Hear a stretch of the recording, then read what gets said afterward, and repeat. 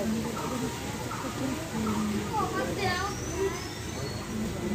पहले करुणा के सागर तथागत भगवान गौतम बुद्ध जी, सामाजिक क्रांति के दूत महात्मा ज्योतिबा फूले, आरक्षण के जनक राजर्षि छत्रपति शाहू महाराज,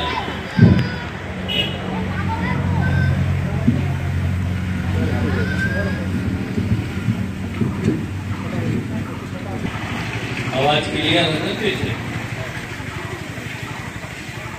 आरक्षण के जनक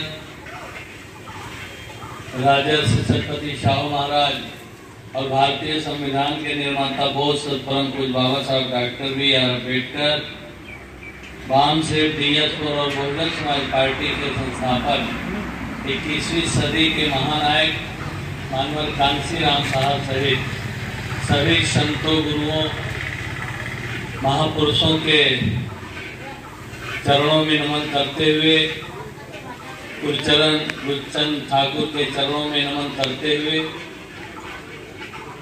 आज इस बैठक में मंचासीन अभी विस्तार से अपनी बात रख रहे थे, दिल को छू लेने वाली बात रख रहे थे। हम राजपाट कैसे बना सकते हैं उस फार्मूले को बता रहे थे। चार राज्य के प्रभारी, पूर्व मंत्री, पूर्व MLC सम्मानित श्री धर्मवीर अशोक साहब, और इसके पहले अपनी बात रख रहे थे वेस्ट बंगाल के प्रदेश अध्यक्ष सम्मानित मनोज हल्दार जी, कोषाध्यक्ष सम्मानित कुमुद विश्वास जी, और जो इस जिले के जिलाध्यक्ष भाई सम्मानित शिबू सरकार जी, और हमारे जो जोन के इंचार्ज हैं भाई गौतम राय जी, और दूसरे जो हैं तुषार विश्वास जी, और सम्मानित विधानसभा के अध्यक्ष भाई रामचंद्र मजूमदार जी, और अभी जो संचालन कर रहे थे भाई पड़ोस विश्वास जी, प्रफुल्ल राय जी, और उपस्थित बहुजन समाज पार्टी के समर्थकों, शुभचिंतकों, भाई बहनों, मैं आपको धन्यवाद देते हुए कि आपने गंभीरता से, दृढ़ संकल्प के साथ हमारे मुख्य कोऑर्डिनेटर भाई धर्मवीर अशोक जी के बात को आपने सुना। साथियों, हम दोनों भाई यूपी से चलकर 2500 किलोमीटर चलकर आपके बीच में आए। हम लोग रातों दिन चल रहे हैं। क्यों चल रहे हैं, क्यों भेजे गए हैं? जो आबादी के हिसाब से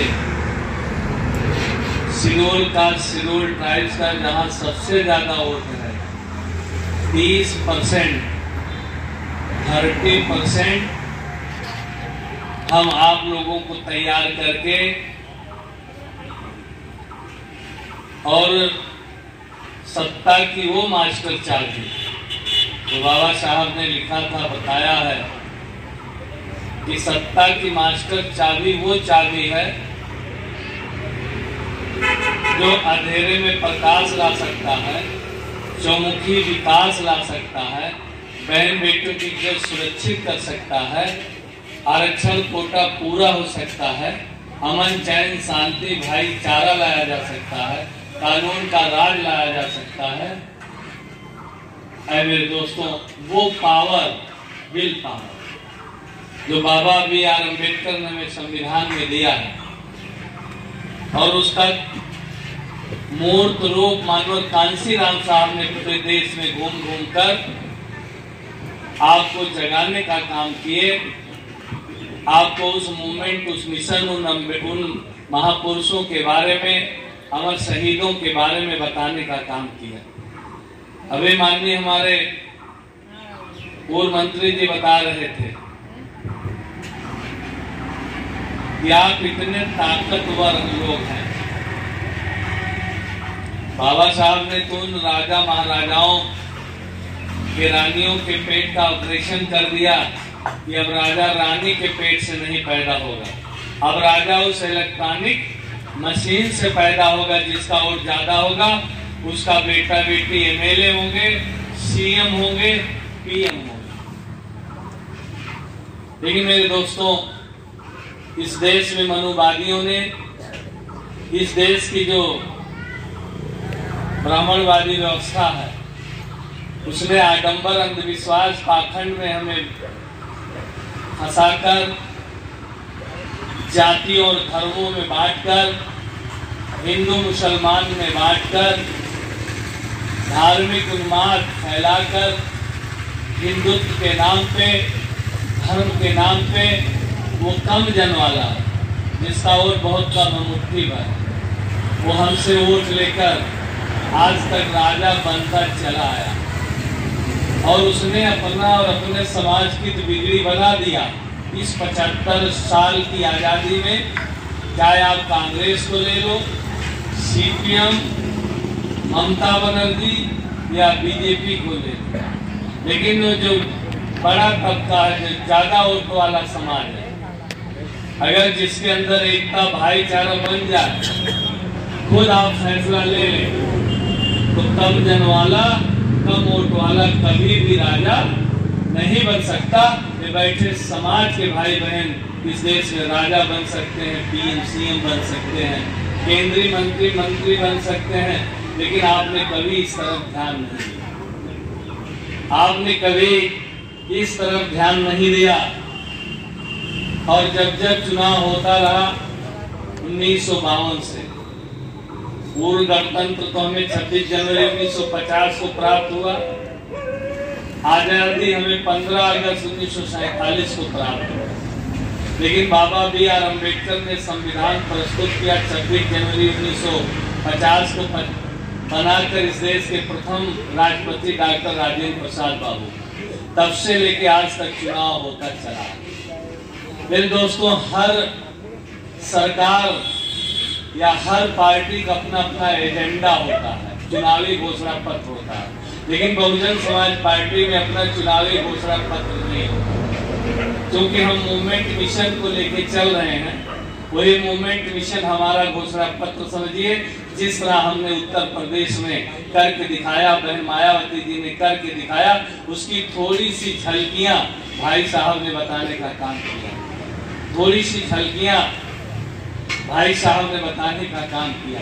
हम लोग पढ़ते थे, छोटे छोटे थे, तो कांग्रेस का एक नारा हुआ करता था, स्वर्गीय पंडित जवाहरलाल नेहरू से लेकर श्रीमती इंदिरा गांधी तक। क्या था कि हम गरीबी दूर करेंगे, ये नारा था ही नहीं। गरीबी दूर करेंगे, गरीबों को रोटी कपड़ा मकान देंगे, नौकरी और रिजर्वेशन जो बाबा ने दिया उसको हम पूरा करें। लेकिन सबसे लंबा वक्त 75 साल की आजादी में सबसे ज्यादा लंबा वक्त हिंदुस्तान के लोगों ने कांग्रेस को दिया कि नहीं दिया? लगभग 49-50 ईयर्स। तो क्या गरीबी दूर हुई? नहीं। आज इस देश में गरीब और गरीब होता जा रहा, अमीर और अमीर होता जा रहा, क्योंकि उनकी जो जन विरोधी नीतियां, जो बैठे लोग हैं, उनकी नीतियां क्या है? चंदा, बड़ा बड़ा चंदा पूंजीपतियों से मिलता है, तो पूंजीपतियों के हितों को ध्यान में रख के वो कार्य योजना बनाते, चाहे कांग्रेस रही, चाहे आज भारतीय जनता पार्टी है, चाहे ममता जी। ये जो वोट देने वाला है, वोट देने वालों के हक अधिकार के लिए, उनके रोटी रोजी के लिए, उनके डेवलपमेंट के लिए ये नीतियां नहीं बनाते, क्योंकि ये जानते हैं कि बैठा समाज साम दाम दंड भेद अपनाकर इनको गुमराह करके हिंदू मुसलमान में फंसा के, पाकिस्तान, चीन और कश्मीर में फंसा के हम इनको जो है गुमराह करके वोट ले लेंगे और कामयाब भी हुए। इस 75 साल की आजादी में केवल 2 ही पार्टी को आप हिंदुस्तान के लोगों ने लंबा वक्त दिया, कांग्रेस और आज भारतीय जनता पार्टी। 60 दिन इस देश के प्रधानमंत्री चौधरी चरण सिंह थे, थोड़े दिन वीपी सिंह, थोड़े दिन चंद्रशेखर सिंह, थोड़े दिन गुजराल, थोड़े दिन देवगौड़ा। आज सबसे ज्यादा पीएम किसके हुए प्रधानमंत्री? कांग्रेस, फिर आज भारतीय जनता पार्टी। तो जितना कांग्रेस ने वादा किया था, हम भीख नहीं मांग रहे। जो बाबा ने हमें रिजर्वेशन दिया है, सबसे ज्यादा हुकूमत कांग्रेस को हिंदुस्तान के लोगों ने दिया, आप लोगों ने दिया। लेकिन मेरे दोस्तों, पूरे देश में आज तक बैकलॉग नहीं भरा गया, रिक्तियां नहीं भरी गई, बड़े पैमाने पे पदें खाली हैं और हमारे लोग पढ़ लिख कर नौकरी के लिए बेताब है, नौकरी नहीं मिली, गरीबी नहीं दूर हुई। पहले जो है एक इंदिरा आवास, इंदिरा जी के नाम से एक इंदिरा आवास गरीबों को आवंटित होता था, वितरण होता था। लेकिन अगर गांव में चले जाइए तो उसका कहीं अता पता नहीं कि इंदिरा आवास बना रहा होगा। क्यों? क्योंकि जो पैसा इंदिरा आवास के लिए मिलता था बनाने के लिए, वो बंदर बाट हो जाता था और पात्र व्यक्ति को, गरीब व्यक्ति को, मेरे दोस्तों, वो कम से कम 25-30% भी पैसा मिलता था और वो काम अधूरा रह गया, उसका नामो निशान मिल गया कि नहीं मिल गया? बहुत हल्ला मचाए, बहुत कांग्रेस वाले रोते हैं आपके लिए। लेकिन हमारे समाज के पढ़े लिखे भाई बहनों ने तमाम संगठना बनाकर उन्होंने लड़ाई लड़ी थी, चाहे लाल किला रहा हो, चाहे मेरे दोस्तों इंडिया गेट रहा हो। अब बाउंड कर दिया गया कि जो भी लड़ाई लड़ेगा, आंदोलन करेगा तो जंतर मंतर। तो हमारे भाई बहनों ने बड़ा लड़ाई लड़ी। क्या लड़ाई लड़ी थी? कि जो हमारे भगवान हैं, जिन्होंने हमें संविधान दिया, जिन्होंने हमें पढ़ने लिखने की व्यवस्था की, जिन्होंने नौकरी चाकरी देने की व्यवस्था की, जिन्होंने हम जैसे को अच्छा कपड़ा, अच्छा जेवर पहनकर मान सम्मान से जीने का अधिकार दिया। यानी डॉक्टर B.R. अम्बेडकर के नाम से हमेशा नारा लगा। कांग्रेस के जमाने में इस देश में नाचने गाने वाले, हीरो हीरोइन, गुल्ली डंडा खेलने वाले, क्रिकेट खेलने वालों को तो भारत रत्न से सम्मानित कर दिया जाता रहा ना। लेकिन जो दुनिया के 6वें विद्वान, एशिया महाद्वीप के पहले विद्वान, दुनिया का सबसे बड़ा लोकतंत्र देने वाले बाबा B.R. अम्बेडकर को भारत रत्न से सम्मानित कांग्रेस ने नहीं किया। हमारे लोगों ने बड़ी लड़ाई लड़ी थी कि नहीं? और दोस्तों, जब बहन मायावती जी, मानवर कांशीराम साहब हमारे राष्ट्रीय अध्यक्ष हुआ करते थे, जब बहुजन समाज पार्टी अस्तित्व में आई, जब बहुजन समाज पार्टी का ग्राफ बढ़ना शुरू हुआ, बहन मायावती जी बिजनौर से MP, हरभजन लाठा पंजाब से MP, श्री रामकृष्ण यादव यूपी में आजमगढ़ से MP चुने गए, 12 विधायक यूपी से, 2 विधायक मध्य प्रदेश से।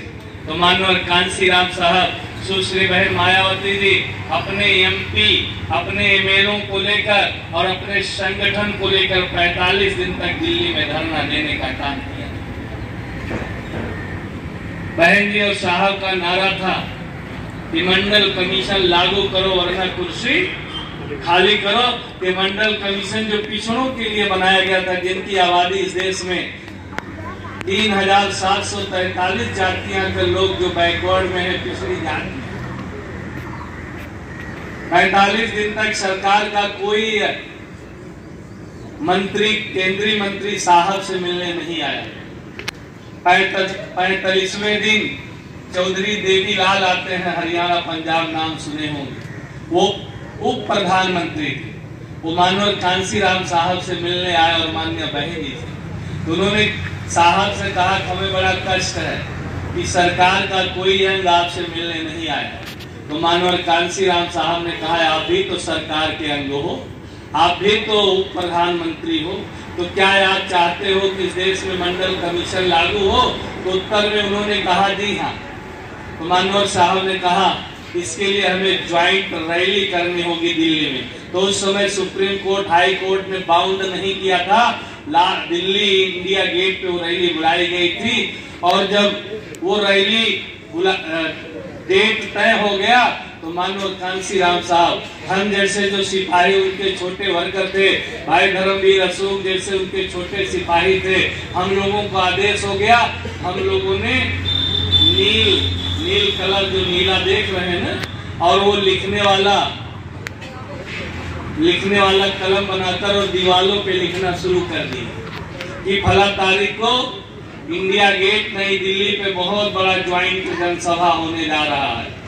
इस न्यूज को जब प्रधानमंत्री वीपी सिंह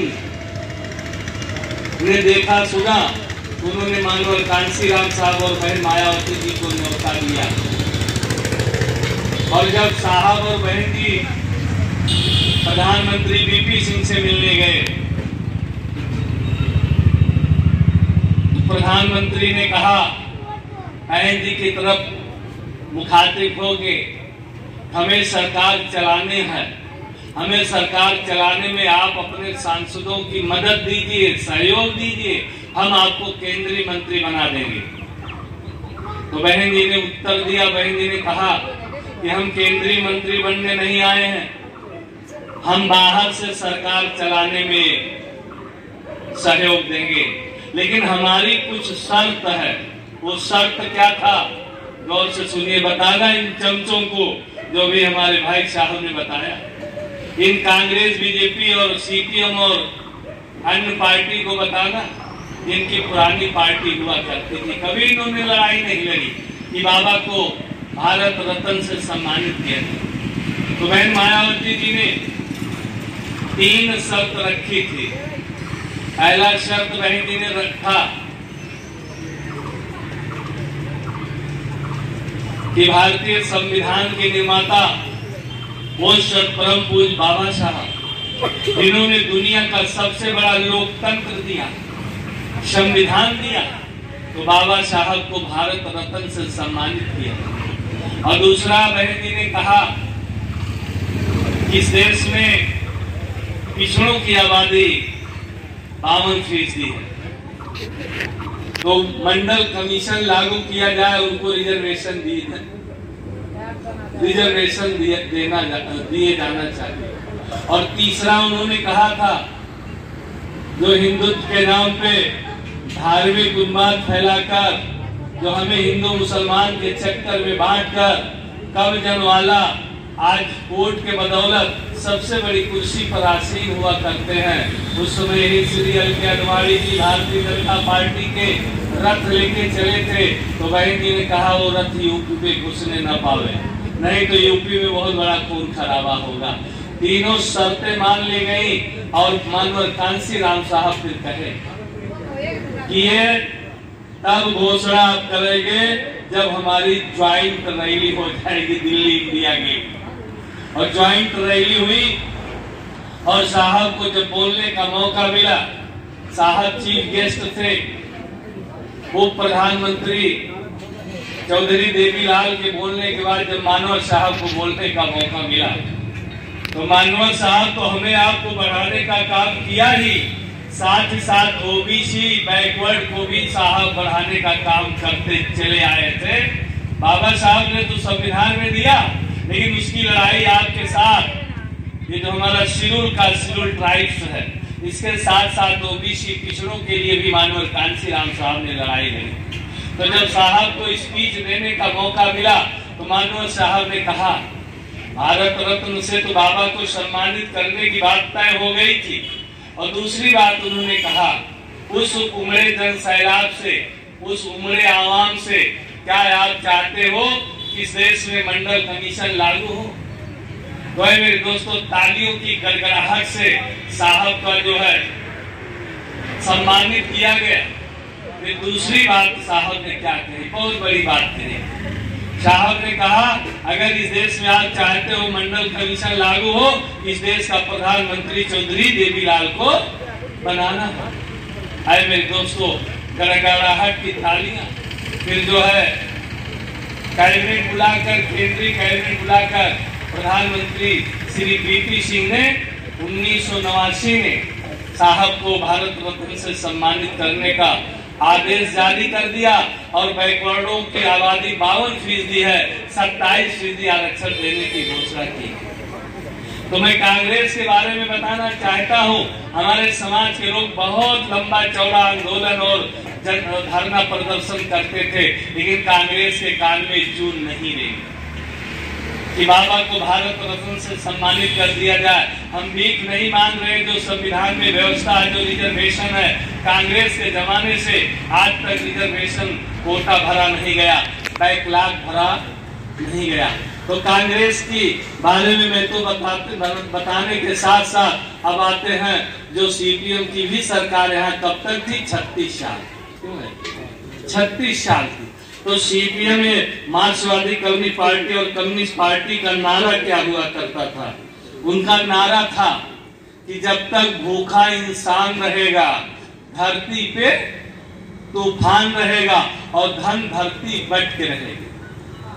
ये हमारे वेस्ट बंगाल के गरीब भाई बहनों ने धन धरती बटेगी तो हमें मिलेगा और हमें जब रोटी मिलेगी भूख मिटाने के लिए। तो आपने 36-37 साल मार्क्सवादी कम्युनिस्ट पार्टी, भारतीय कम्युनिस्ट पार्टी को यहाँ सरकार देने का काम किया कि नहीं किया? सरकार बनाने का काम आप लोगों ने किया कि नहीं? वोट दिए कि नहीं दिए? तब तो उनकी सरकार बनी। और मेरे दोस्तों, न भूख मिटा और न धन धरती बचा। और धन धरती किसके पास है? उन्हीं के पास है जो हमें आपको गुमराह करते हैं। अब आइए भारतीय जनता पार्टी के मुखिया जब आपके लोकसभा के चुनाव में 2014 में वोट मांगने वेस्ट बंगाल में आए रहे होंगे, तो उन्होंने आपसे भी यूथ से, नौजवानों से वादा किया था कि मौका दो, प्रतिवर्ष हम 2 करोड़ नौकरी देंगे बेरोजगारों को, पढ़े लिखे भाई बहनों। 5 साल उनकी सरकार बीत गया, एक भी नौकरी नहीं दी और ये दूसरा साल लगने वाला है। तो 6 साल मान लो, 6 साल में 12 करोड़ नौकरी मिलनी चाहिए थी माननीय मोदी जी। तो आप तो नौकरी दिए नहीं, लेकिन जो बाबा अम्बेडकर के दिए हुए रिजर्वेशन के बदौलत जिनको नौकरी करने का मौका मिला, सरकारी गैर सरकारी कल कारखाने फैक्ट्री में सैलरी पे काम करने का मौका मिला। कोरोना काल में माननीय श्री नरेंद्र मोदी जी, अमित शाह जी नौकरी तो नहीं दिए, लेकिन सरकारी गैर सरकारी सैलरी पे रखने वाले भाई बहनों की रोटी को छीनते हुए लगभग 12 करोड़ लोगों को मेरे दोस्तों नौकरी से निकाल दिया। आज बीजेपी के नेता वोट के चक्कर में मुकुल रहा है। बीजेपी का नेता है वेस्ट बंगाल में, उसने कहा कि हम 75 लाख नौकरी देंगे बीजेपी की सरकार बनती है। मैं पूछना चाहता हूं मुकुल राय से कि 6-6.5 साल केंद्र में आपकी सरकार बनी है, नौकरी देने के लिए वादा किए थे, उसके नाम पे वोट पाए थे, आपने एक नौकरी नहीं दी। उत्तर प्रदेश में योगी आज जहां जहां भाजपा की गवर्नमेंट है, नौकरी देने की बात छोड़ो, नौकरी छीन रहे हैं। और उन्होंने आपसे वादा किया था कि हमें मौका दे दो गरीबों, तो हम विदेश से काला धन ले आएंगे और हर वेस्ट बंगाल के गरीबों के खाते में जो बैठा समाज है, उनके बैंक के खाते में 15 से लेकर 18 लाख रुपया चला जाएगा। एक भी रुपया नहीं आया हो। उन्होंने फ्री गैस सिलेंडर दिया। आज कितना महंगा है गैस सिलेंडर, आज महंगाई चरम सीमा पे। उन्होंने कहा महंगाई कम करेंगे, डीजल पेट्रोल के आसमान छू रहा कीमत की नहीं। अनाज, सब्जी, आलू, प्याज, टमाटर, तेल, ऑयल आज आकाश छू रहे हैं कि नहीं? इन्होंने तो वादा किया था ना केंद्र सरकार ने लेकिन आज महंगाई चरम सीमा पे है। और उन्होंने वादा किया था कि हम भाईचारा बनाएंगे, अच्छे दिन लाएंगे।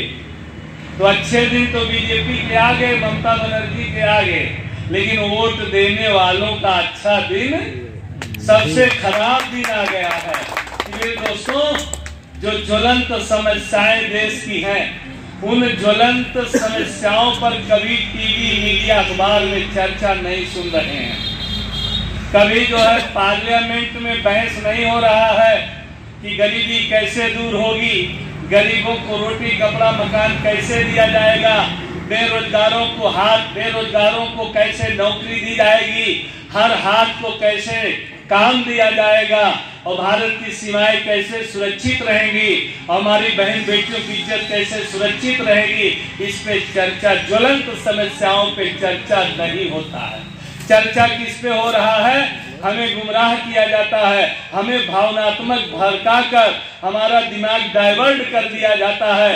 कभी जो 40 जो शहीद हुए हैं उनके नाम पे, कभी चीन जो कब्जा कर रहा है उनके नाम पे, कभी पाकिस्तान के नाम पे, कभी एनआरसी और सीए के नाम पे हमें आपको गुमराह किया जा रहा है। गुमराह किया जा रहा है कि नहीं? और मेरे दोस्तों, आपने उनको पावर दिया है, तो पावर के बदौलत आज हमें जो है दबाने का काम कर रहे हैं। बेरोजगारों को दबाने का और मजदूरों को दबाने का, किसानों को दबाने का काम हो रहा है कि नहीं? आज क्या चीज सस्ता किए हैं? सोना चांदी। सोना चांदी क्यों सस्ता किए हैं? जिससे उनके लोग सोना चांदी को और उसको खरीद कर और उसको जो है घर में इकट्ठा कर दे। गरीब के पास पैसा नहीं है रोटी के लिए, तो सोना चांदी कहाँ? अरे भाई, तुम अनाज सस्ता करो, कपड़ा सस्ता करो, सब्जी सस्ती करो, है घर बनाने का मटेरियल सस्ता करो, तब तो हम जाने कि गरीबों के हित का काम कर रहे हैं। लेकिन मेरे दोस्तों, वो भी हमें गुमराह करने का काम कर रहे हैं कि नहीं? लेकिन मेरे दोस्तों, कांग्रेस, बीजेपी और टीएमसी और भारतीय मार्क्सवादी कम्युनिस्ट पार्टी या सीपीएम, इनकी बात तो आपको मैंने मोटे तौर पे बताने का काम किया। लेकिन मेरे दोस्तों, 10 साल ममता जी को मौका मिला, मीडिया में छाए रही, धरातल पे कुछ नहीं है। भाई साहब अभी हमारे धर्मवीर अशोक साहब बता रहे, पावर में कितना दम है। जब पॉलिटिकल पावर, जब राजनीतिक चाबी यूपी के लोगों ने अपने हाथ में लेने का काम किया, बहन मायावती जी को देने का काम किया, तो बहन मायावती जी ने क्या किया यूपी में? अरे जो काम 50 साल कांग्रेस ने नहीं किया, बीजेपी नहीं कर पाई, उस काम को बहन जी ने 7.5 साल में करके दिखाने का, पूरी दुनिया को दिखाने का काम किया। हमें 7.5 साल मौका मिला, 4 महीना 13 दिन एक बार, 6 महीना एक बार, 15 महीना एक बार, और 2007 में 5 साल के लिए यूपी के लोगों ने बहन मायावती जी को सरकार बनाने का मौका दिया। तो बहन मायावती जी ने क्या किया? बहन मायावती जी ने इतिहास बनाया। क्या इतिहास बनाया? क्या मेरे दोस्तों, बहन मायावती जी ने उत्तर प्रदेश में जब राम जन्मभूमि और बाबरी मस्जिद का फैसला उच्च न्यायालय से आने वाला था, तो बहन मायावती जी ने अपने 2 उच्च अधिकारियों को बुलाया, डीजीपी यूपी का और मुख्य सचिव।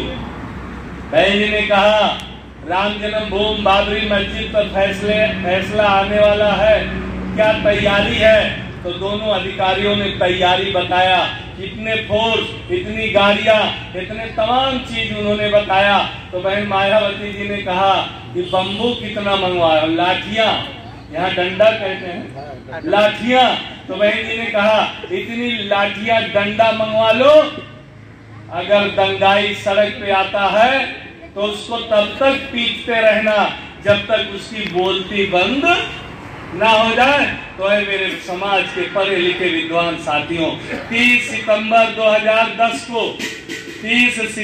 2010 को जब माननीय उच्च न्यायालय ने बाबरी मस्जिद और राम जन्मभूमि पर फैसला दिया, तो उत्तर प्रदेश में हमारा हिंदू भाई हम तो रोटी खा के चैन की नींद सोया, भोजन खा के, और मुसलमान भाई भी खाना खा के चैन की नींद सोया। एक भी छोटा बड़ा दंगा फसाद यूपी में होने, लेकिन कांग्रेस के जमाने में हजारों हजार सांप्रदायिक दंगे हुए हैं, बीजेपी के जमाने में हजारों हजार सांप्रदायिक दंगे हो रहे हैं, ममता के जमाने में भी हुआ है।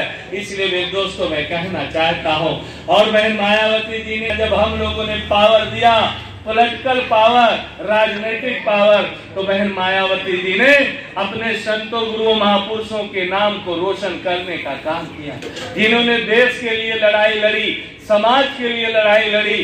अरे मेरे दोस्तों, बहन मायावती जी ने ऐसे संतों गुरुओं महापुरुषों के नाम से यूपी में तमाम जिले बनाए, नाम नहीं बदला, जो बड़ा जिला था उसको काट कर दूसरा जिला बनाने का काम किए। चाहे गौतम बुद्ध के नाम से जिला, उनकी माता महामाया के नाम से जिला, बाबा BR अम्बेडकर के नाम से जिला, ज्योतिबा राव फूले के नाम से जिला, छत्रपति साहू महाराज के नाम से जिला,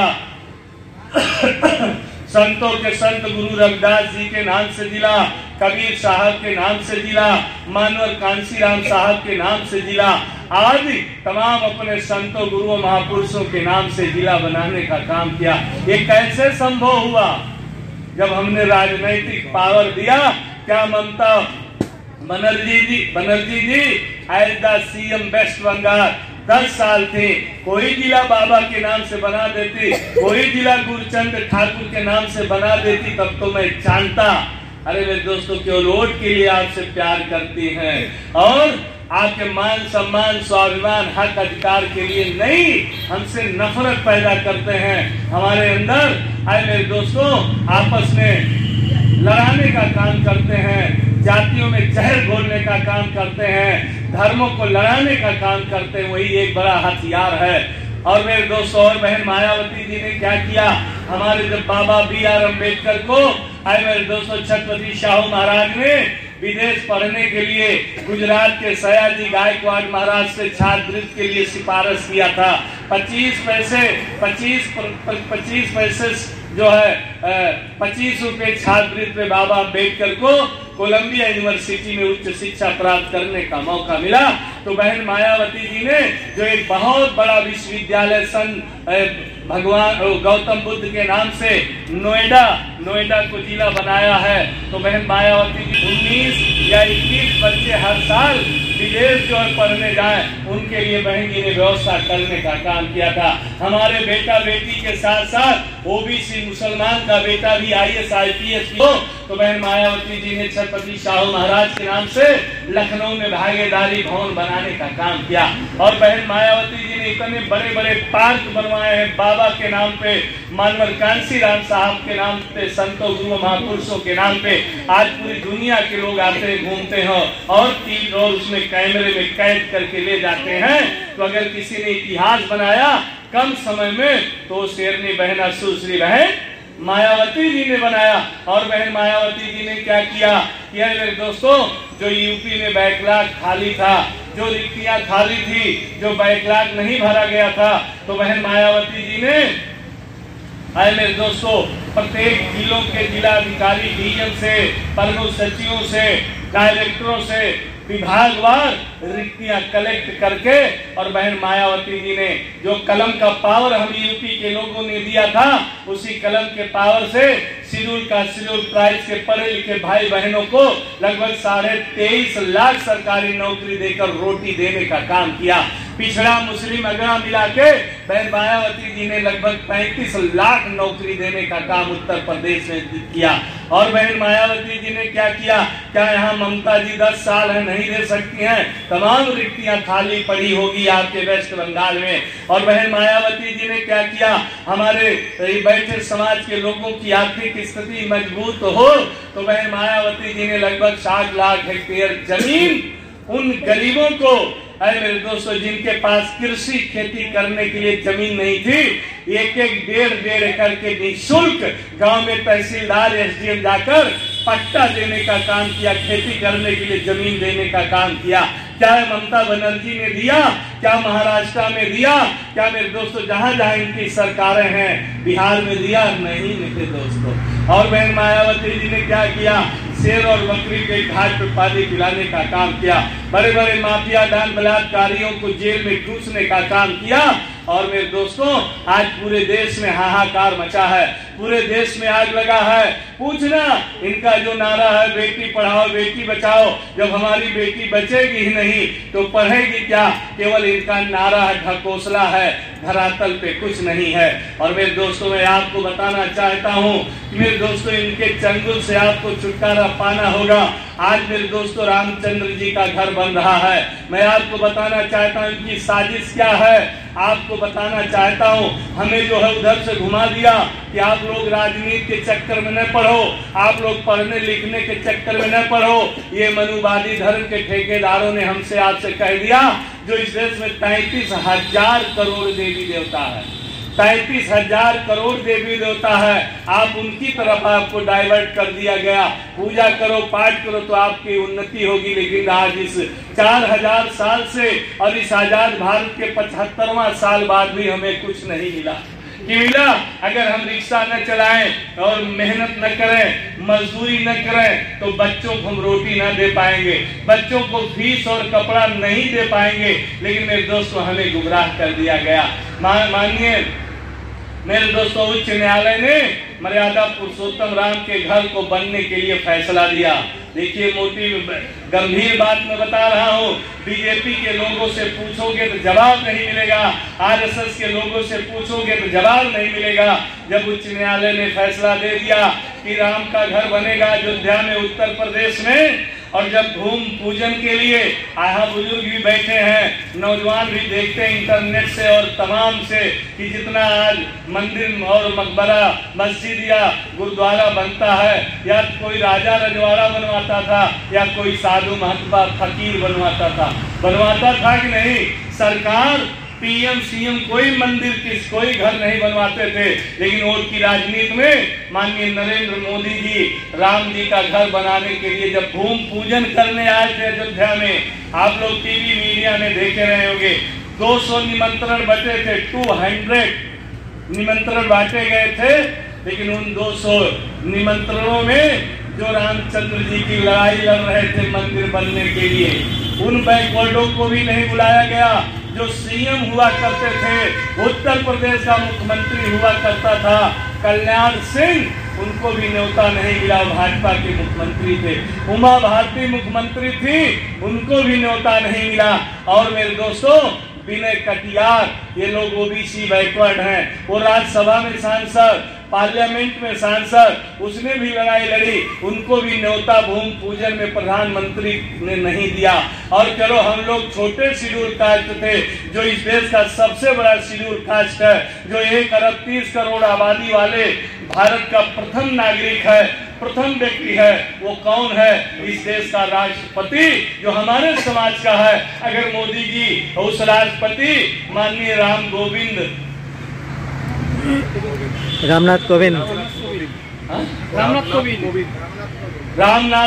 को ही बुला लिए होते तब तो हम जानते कि वो बाबा का नाम सही लेते हैं, गौतम बुद्ध का नाम मोदी जी सही लेते, फर्जी लेते हैं, ढकोसला है, केवल वोट के लिए, केवल हमें गुमराह करने के लिए। चलो छोड़ो मेरे दोस्तों, उन्होंने नहीं दिया, निमंत्रण नहीं दिया।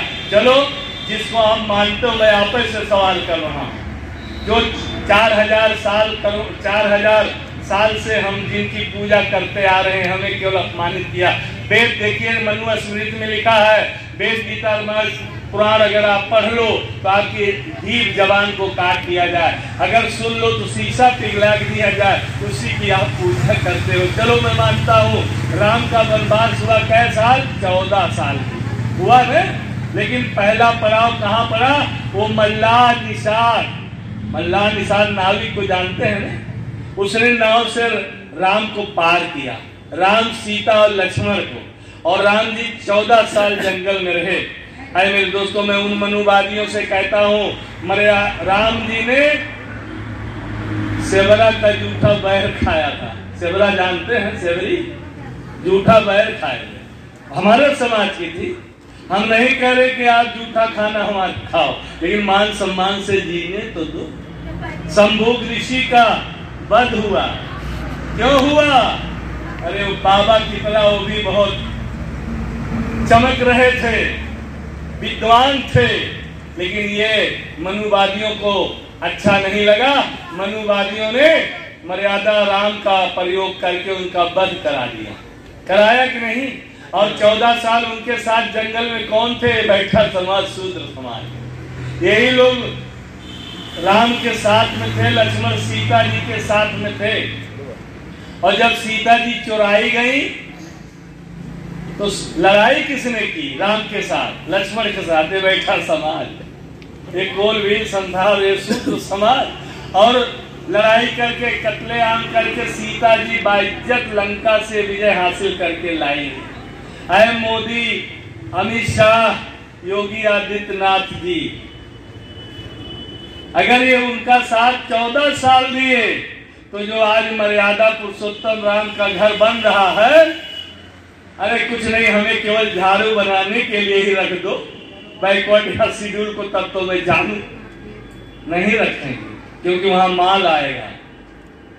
अरे समझो मैंने क्या बताया? अरे मेरे दोस्तों, कुछ नहीं है, फर्जी है, ढकोसला है, और हमें गुमराह कर दिया गया।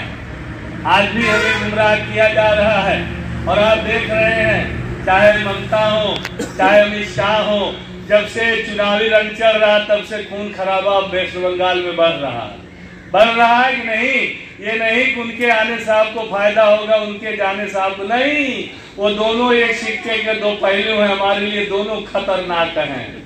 दोनों, एक है नागनाथ, दूसरा सांपनाथ। दोनों जहर है, काट लेंगे तो हम मर जाएंगे। हमारा कोई हुक्म फैसला हमें कोई लाभ कोई देने वाला नहीं है। इसलिए मेरे दोस्तों, मैं कहना चाहता हूं आप लोगों से, आपने इतिहास बनाया है।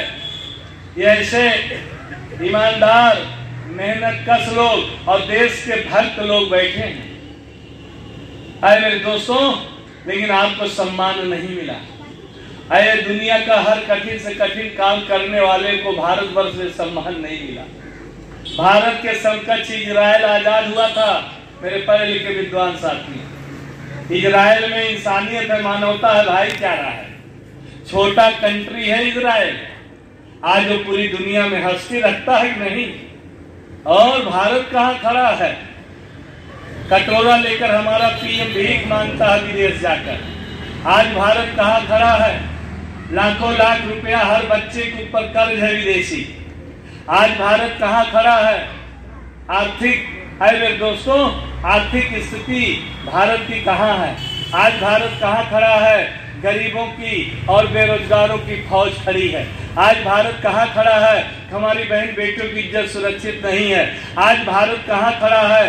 भारत की सीमाएं सुरक्षित नहीं है। आज भारत में मेरे दोस्तों विकास के काम अवरुद्ध हैं। कानून व्यवस्था पूरी ध्वस्त हो गई है। चारों तरफ मर्डर, कत्ल, फिरौती, बलात्कार, चोरी, डकैती, अपहरण, चनैती, पूरा हाहाकार मचा है। न कोई सुनने वाला है, न कोई न्याय दिलाने वाला है। इसलिए मेरे दोस्तों, ये कमजोर जो 1.5% के लोग हैं, 3.5% के जो लोग हैं, आज वो सत्ता की सबसे बड़ी कुर्सी पे हैं और 30% वाला चुपचाप बैठा है। अरे मेरे दोस्तों, कि रोटी मुंह में दे देंगे तो भर जाए, नहीं देने, छीनने वाले हैं रोटी। वो मुंह में आने वाला नहीं है, रोटी छीनने वाले हैं। इसलिए दोस्तों, मैं आपसे कहना चाहता हूँ, आपसे निवेदन करना चाहता हूँ कि अभी हमारे भाई साहब और हमारे प्रदेश अध्यक्ष ने बड़ा डिटेल में बात किया कि हम लोग अभी जाएंगे तो कहीं बीजेपी की मीटिंग चल रही है, कहीं टीएमसी को आदमी नदारत, मंच पे नदारत। और इसलिए क्योंकि उनके पास पैसा है, आपको पैसा भी देना होगा इस मूवमेंट को चलाने के लिए। ये राजा रजवाड़ों की पार्टी नहीं है, ये गरीबों की पार्टी है। ये जो है संतों गुरु महापुरुषों की पार्टी है। इसलिए मेरे दोस्तों, आज हम दोनों भाई आए हैं, हम यही कहने आए हैं मेरे दोस्तों, कितना इस्तेमाल कर लो, रातों दिन दौड़ाओ, हम लोग दौड़ने के लिए तैयार हैं। लेकिन अगर ये 30% वालों सड़क पे अपनी ताकत दिखा दो, अपनी ताकत केवल दिखा दो, किसी से लड़ाई झगड़ा मत करो, केवल अपनी ताकत दिखा दो, तो आपके पीछे ओबीसी भी भागेगा, आपके पीछे मुस्लिम भी भागेगा, तो वेस्ट बंगाल में आपकी सरकार बन सकती है, टीएमसी और बीजेपी की नहीं बन सकती है। लेकिन उसके लिए हिम्मत, उसके लिए मेरे दोस्तों साहस। मरना तो एक दिन है, मरना एक ही दिन है। उस तरह लोग मर जाते हैं पड़ोसी भी नहीं जानता।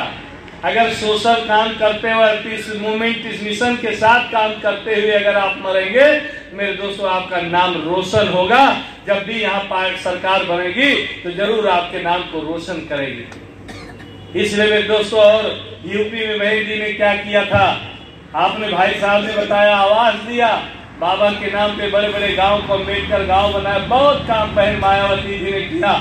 जब तक उत्तर प्रदेश की मुख्यमंत्री थी किसी से डरने और झुकने वाली नहीं थी। इसीलिए उनका आयरन लेडी नाम पड़ा है कि मेरे दोस्तों शासन प्रशासन अगर कोई सीखना चलाना सीखे तो बहन मायावती जी से ममता जी सीखो, और टीएमसी और बीजेपी वालों सीखो।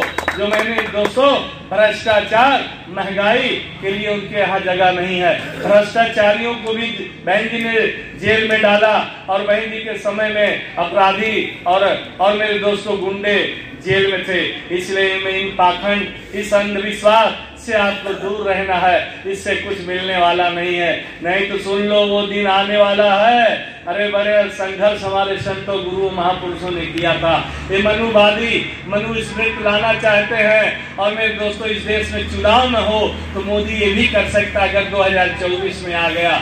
इसलिए बड़ा सतर्क हो जाओ, बड़ा सावधान हो जाओ। नहीं तो मेरे दोस्तों, बड़ा संघर्ष करके हमारे संतों गुरुओं ने अधिकार दिला है। इसी देश में जब हम गुलाम थे, मुगलिया गवर्नमेंट था, फिर अंग्रेज गवर्नमेंट आई, हमारे लिए लिखा गया था कि नारी शूद्रो शिक्षा नाधिताम। नारी चाहे किसी भी जात की हो, और शूद्रों में 6743 जातियों को पढ़ने का अधिकार नहीं था। लेकिन धन है 11 अप्रैल 1827 में पूना में आए मेरे दोस्तों ज्योतिबा राव फूले का जन्म हुआ था। उनको हिंदी मीडियम स्कूल में पढ़ने का मौका नहीं मिला, शूद्र के नाते नाम काट दिया जाता था। फिर उनका जो शिक्षा अंग्रेजी मिशन स्कूल में मिला। मेरे दोस्तों, बड़ी लंबी कहानी है। प्रथम शिक्षिका सावित्रीबाई फूले हुई, जिन्होंने 18 विद्यालय महाराष्ट्र में खोलने का काम किया था। छत्रपति शाहू महाराज ने 1902 में कोल्हापुर स्टेट में महाराष्ट्र में 50% आरक्षण देने का काम किया था।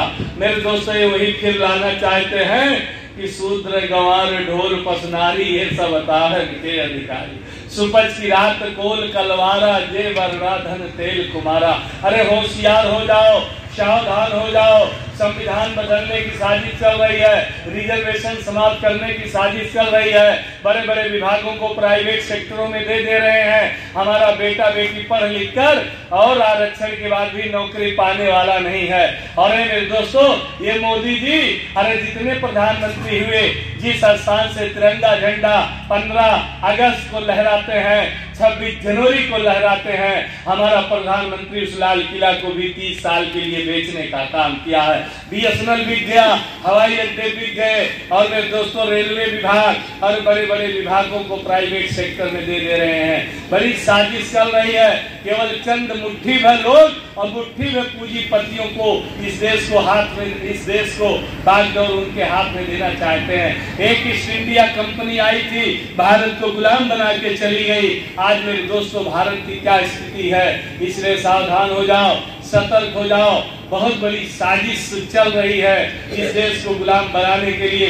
मोदी से आपसे प्यार नहीं है, मोदी को जनता से कोई लेना देना नहीं है, उनको केवल गुजरातियों से लेना देना है। बड़े बड़े विभागों पे, बड़े बड़े पदों पे गुजरातियों को बैठा दिया है। जितनी संवैधानिक संस्थाएं हैं सब पे मोदी जी बैठाल कर उसको अपनी जेबी में झोली में लेकर चलते हैं। अरे क्या कभी आपने सुना होगा, बुजुर्गों से पूछना, अरे गुलाम भारत से लेकर आजाद भारत में कभी भी प्रेस मीडिया के सामने ये मेरे दोस्तों जज नहीं आए। लेकिन इस सुप्रीम कोर्ट के चार सीनियर जजों ने,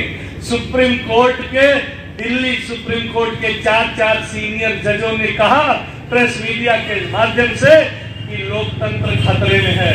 वास्तव में लोकतंत्र खतरे में है। उसी तरफ बीजेपी जा रही है, उसी तरफ मोदी जा रहे हैं, उसी तरफ अमित शाह जा रहे हैं। अमित शाह का भाषण सुनो, वो तड़ी पार है, गुंडा है, किस तरह वो बोलता है मेरे दोस्तों।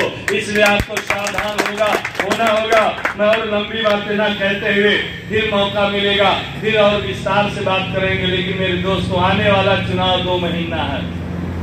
कम से कम यहाँ 50 लोग हो, छोड़ दो, 2 महीना लग जाओ इस देश के लिए, वेस्ट बंगाल के लिए, समाज के लिए, संविधान के लिए आरक्षण कोटा रहे, देश में अमन चैन शांति हो, भारत की सीमाएं सुरक्षित हो, गरीबों को रोटी कपड़ा मकान मिले, और मेरे दोस्तों बेरोजगारों को नौकरी मिले, चौमुखी विकास हो, सभी धर्मों का सम्मान हो, सभी जातियों का सम्मान हो, बहन बेटियों की इज्जत सुरक्षित हो। तो आइए, जब भी चुनाव होता है, जब भी इलेक्शन होता है, तो बीएसपी के कैंडिडेट को एक वोट हाथी के सामने वाली बटन दबाकर उसको आपको जिताना होगा। इसलिए उठो जागो, मैं अपने देश के नौजवान यूथ भाई बहनों से कहना चाहता हूँ, उठो जागो। आए मेरे दोस्तों, मैं अंतिम बात कहते हुए फिर आपसे विदा लेना चाहता हूँ। बाहर निकलो मकानों से। आए मेरे नौजवानों, भाई बहनों, अरे बाहर निकलो मकानों से, जंग लड़ो बेईमानों से, वोट से जिताओ बीएसपी को और पीएम बनाओ। बहना को धन्यवाद। जय भीम, जय भारत।